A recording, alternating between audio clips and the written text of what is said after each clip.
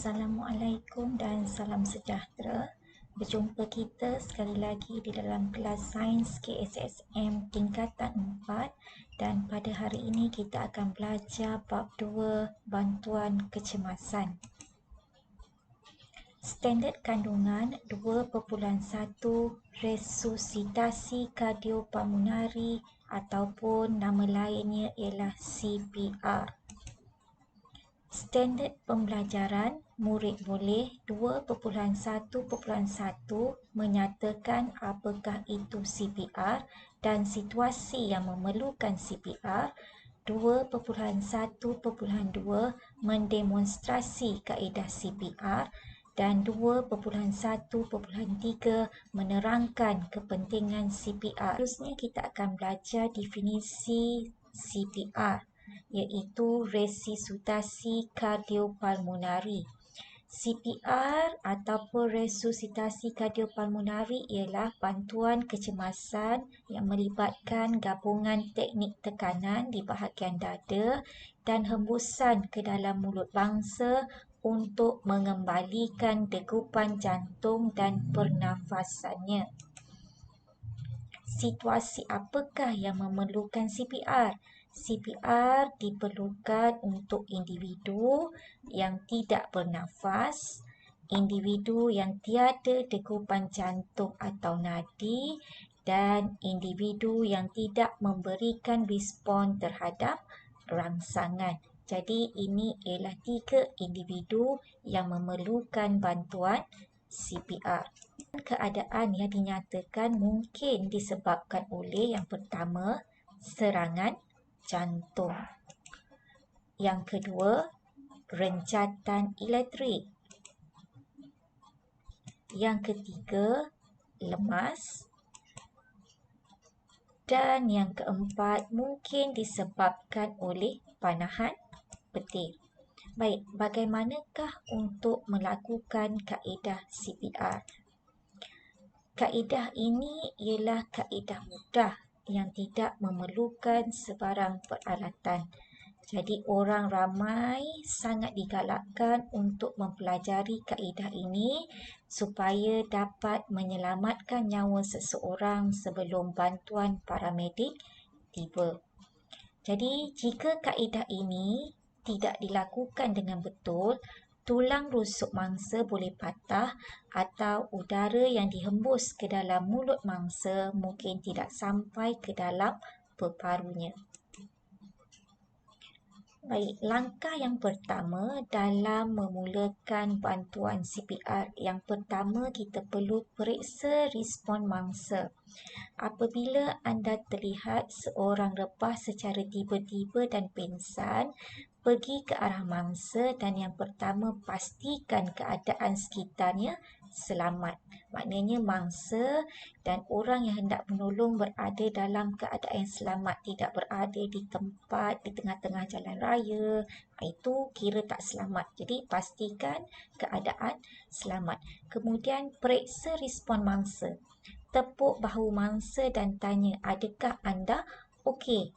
Jika tiada respon, jerit tolong dan minta bantuan orang di sekeliling untuk menghubungi talian kecemasan 999.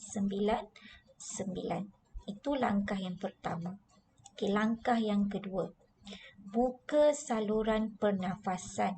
Pastikan mangsa berbaring dengan bahagian dadanya menghadap ke atas di permukaan yang rata.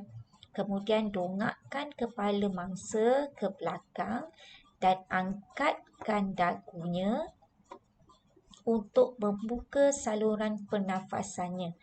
Periksa sama ada mangsa bernafas atau tidak dengan mendengar bunyi hembusan nafas daripada mulut atau hidung mangsa serta melihat pergerakan bahagian dada mangsa. Baik, langkah yang ketiga, jika nadi dan ataupun pernafasan tidak dikesan, teknik tekanan dada perlu dilakukan untuk membantu peredaran darah di dalam badan mangsa. Apakah yang perlu dilakukan? Letakkan sebelah tapak tangan di bahagian tengah dada mangsa. dengan memastikan tangan dalam keadaan lurus.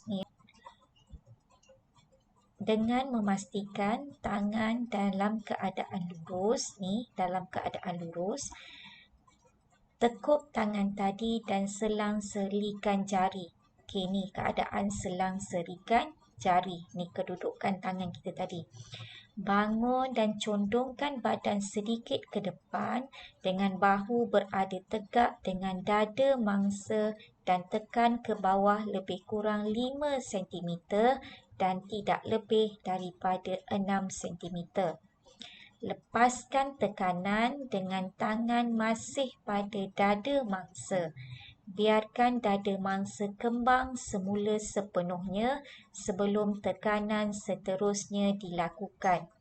Tekanan dada dilakukan pada kadar 100 hingga 120 tekanan per minit.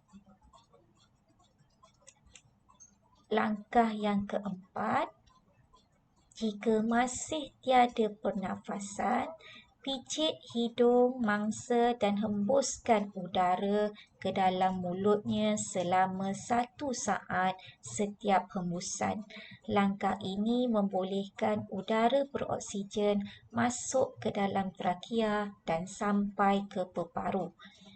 Dan langkah yang kelima, tekan dada sebanyak 30 kali diikuti dengan 2 kali hembusan mulut ke mulut dilakukan secara berulangan sehingga ambulans tiba atau sehingga mangsa sedar.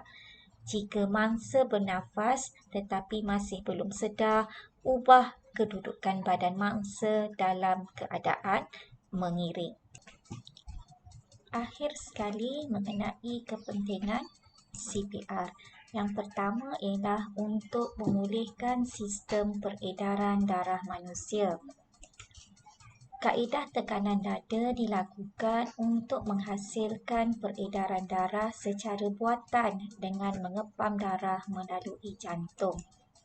Kaedah ini sangat penting untuk meneruskan aliran darah di dalam badan mangsa, terutamanya bagi mangsa yang mengalami sakit jantung yang menyebabkan degupan jantungnya berhenti dan seterusnya menyelamatkan nyawa mangsa.